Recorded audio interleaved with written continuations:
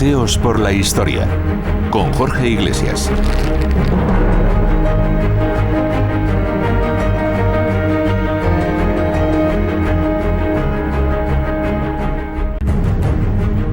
Gladiadores. Espectaculares hombres casi nacidos para la lucha. Grandes guerreros, en muchas ocasiones obligados a pelear en la arena de los anfiteatros del imperio, y en muchas otras, simples ciudadanos dispuestos a combatir para ganarse la vida. Un espectáculo que logró atraer a las masas de la antigua Roma y que durante cientos de años consiguió convertirse en el más grande e importante centro de reunión. Recorran conmigo un paseo por la historia y sigamos descubriendo los secretos, verdades y mentiras que rodean a los gladiadores. ¡Que comiencen los juegos! En la anterior edición de los Paseos por la Historia pudimos conocer los antecedentes de este gran espectáculo. Ya en el siglo IV a.C., el poderoso pueblo etrusco realizaba rituales sagrados donde los llamados hombres funerarios combatían entre sí para honrar a los guerreros caídos en la batalla. Posteriormente, un incipiente pueblo romano adoptó los mismos rituales en memoria de sus hombres más importantes. Con el paso de los años, los anteriores hombres sagrados fueron convirtiéndose en una forma de diversión para el gran público. Fue tal el éxito cosechado que por todos los países conquistados por el imperio se levantaron grandes anfiteatros. Unas construcciones que servían como centro de reunión de las gentes. Poco a poco es tan importante la figura de estas exhibiciones que incluso son organizadas por los dirigentes públicos. De hecho, una importante parte de los que saltan a la arena lo hacen libremente en la búsqueda de la admiración y el aplauso del gran público. El calado del llamado pan y circo es tal que incluso los ciudadanos libres quieren convertirse en gladiadores.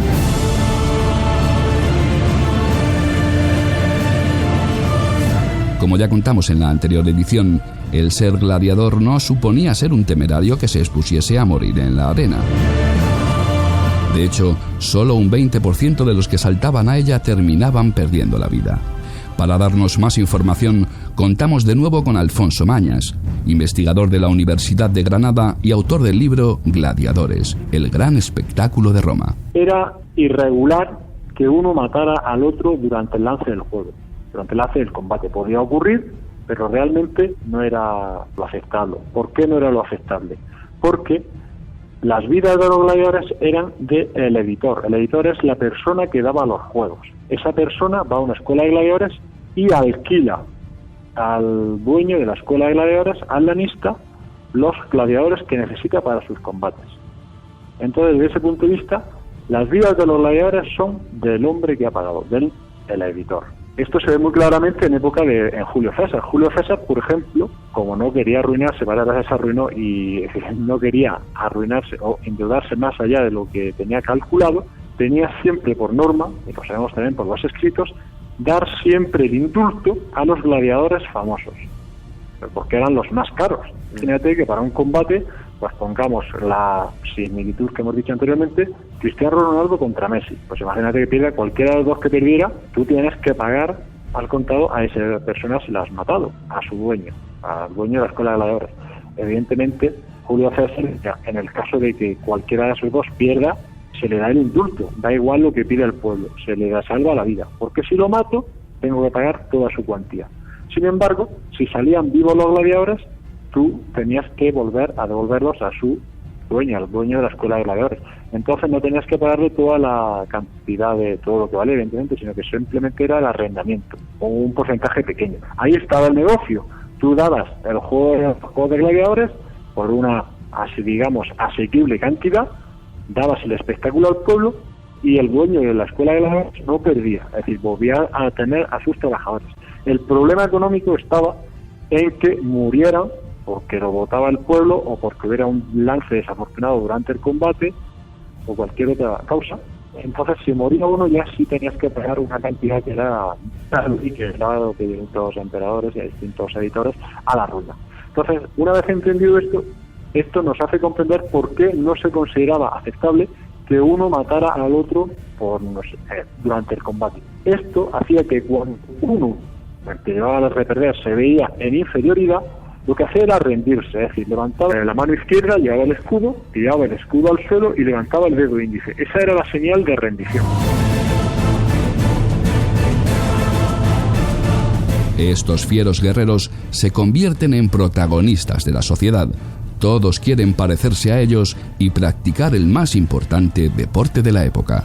A lo mejor ahora ya me extraña un poco a la actualidad, vaya un poco a la gente que no está, al gran público, pero bueno, también desde el ámbito de la historia del deporte, pues es una consideración que se tiene aceptada pues, desde hace más de 80 años, o sea que tampoco es algo nuevo, pero que sí, supongo que puede sonar novedoso para una persona de la calle, pero realmente si uno lo analiza no hay tantas diferencias. Realmente el boxeo es un deporte que actualmente pues se sigue manteniendo, proviene también de aquella misma época, de la antigüedad, y realmente pues más que boxear es combatir con los puños y combate gladiatorio es pues, realmente lo que actualmente nos ha llegado como esgrima, luchar con armas. Realmente no es algo tan extraño. Estamos 2000 años atrás y junto con otras tantas cosas que han cambiado, pues porque se considerase a la lucha con espada, tal y como sabemos que lo hacían los gladiadores como una forma de deporte, pues tampoco es algo extraño.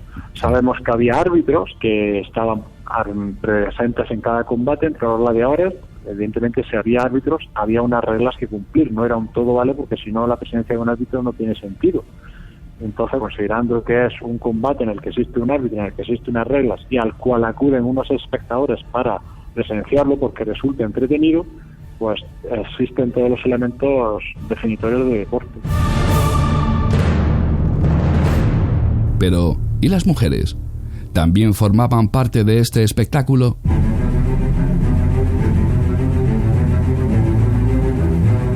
Era siempre mujer con mujer. Había un conflicto, realmente razonable, de la igualdad en los combates de gladiadores, porque se basaba en las apuestas. El combate se apreciaba que era desigual, no tenía sentido realizarlo porque no se podía apostar. Uno de los negocios paralelos y que daban sentido a la lucha de gladiadores eran las apuestas. Entonces, lógicamente tú no apuestas si ves o está muy favorecido un contrincante con respecto al otro, tiene muchas cosas a favor.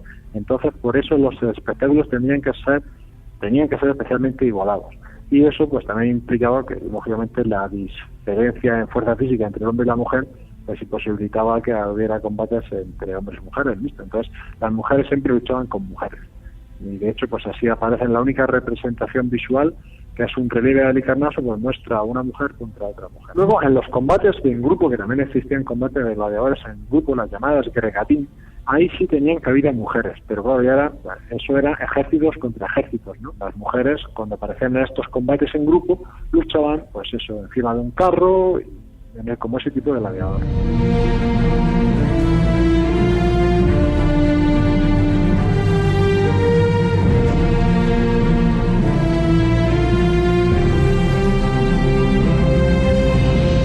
La imagen de estos juegos y sus protagonistas que ha llevado el cine hasta nuestros días no parece muy exacta.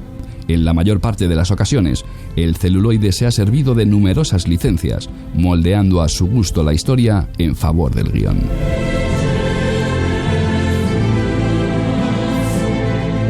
Son muchas las películas en las que hemos podido ver cómo los gladiadores luchan con grandes y fieros animales. Por todos es conocida una secuencia de la película Gladiator, en la que su protagonista es obligado a luchar contra un tigre salvaje. Algo que no parece tener demasiado rigor histórico. Que es una de las varias incongruencias que tiene esa película, que no es que quiera entrar a criticar esa película, porque es una película, entonces se trata de entretener a la gente, y como obra cinematográfica pues es muy destacable, y bueno, todos reconocemos que ha difundido muchísimo el interés por la cultura clásica, y como un primer acercamiento pues está muy bien. Pero luego, ciertamente, como dices, yendo a lo concreto, a detalles que evidentemente el gran público pues no aprecia y no puede apreciar, ni tampoco se debe esperar que tengan que apreciarlo, deben entretenerse y pasarlo bien con la película, que es lo que logra el film, y desde este punto de vista pues es aceptable, pero claro, lo que tú dices ya desde un punto de vista riguroso y afectándose al hecho en sí del deporte gladiatorio, pues claro, es un error tan grande como por ejemplo confundir actualmente pues un boxeador con un torero. El boxeador lucha contra otro hombre y el torero lucha contra un animal, pues es la misma diferencia. Los gladiadores estaban especializados en luchar contra gladiadores, y había unas personas que eran los venatores, cazadores significa en latín, que eran los que luchaban contra los animales. Cada uno pues tenía su formación específica, había escuelas de gladiadores y había escuelas de venatores. Entonces, pues claro, no tenía sentido, cada uno luchaba en su ámbito, pero es como, pues eso, poner a un boxeador a torear.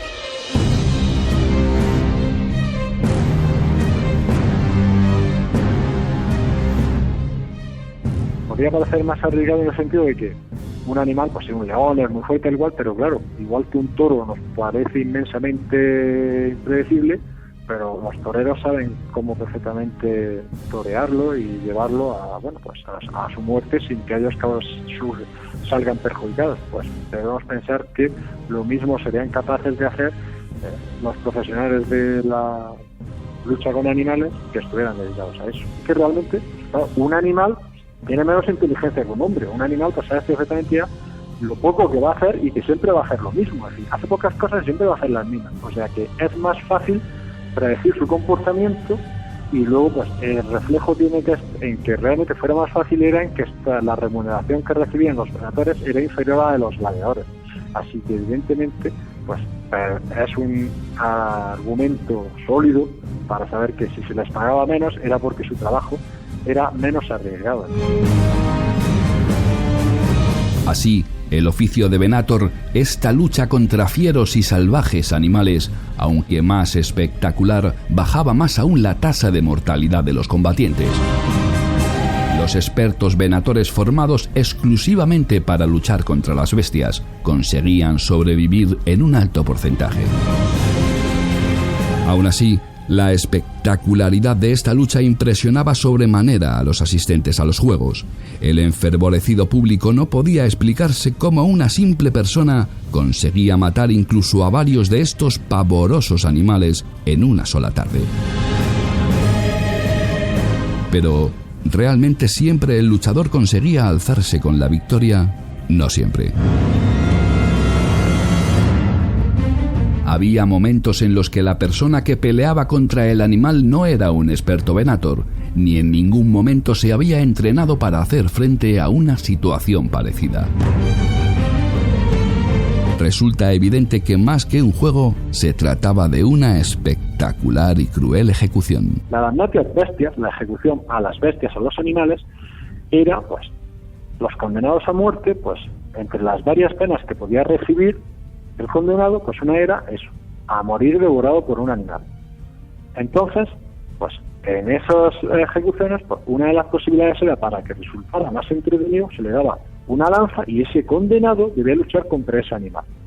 Entonces, esto, pues sí era un combate un poco más desigual, porque esa persona, lógicamente, no había recibido una formación tan buena como el luchador profesional. Como pudimos ver en la primera parte de estas historias de gladiadores, la figura del profesional dedicado a luchar en la arena del anfiteatro era casi venerada. Todos querían ser ese famoso gladiador, objeto del respeto y admiración del gran público.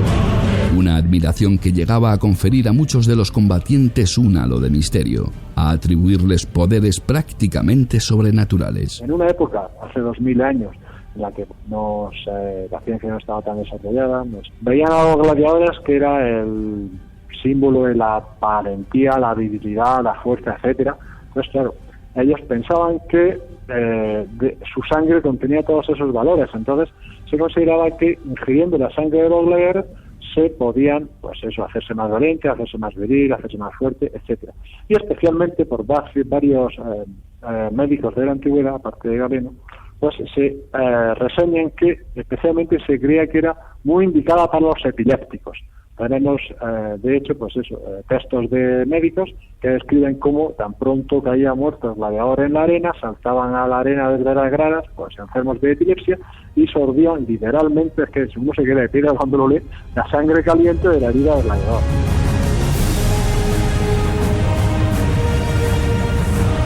Si desean más información sobre la gladiatura y todo lo que le rodea, les recomendamos el libro Gladiadores, el gran espectáculo de Roma. Está escrito por Alfonso Mañas, nuestro guía de esta noche en estos paseos por la historia.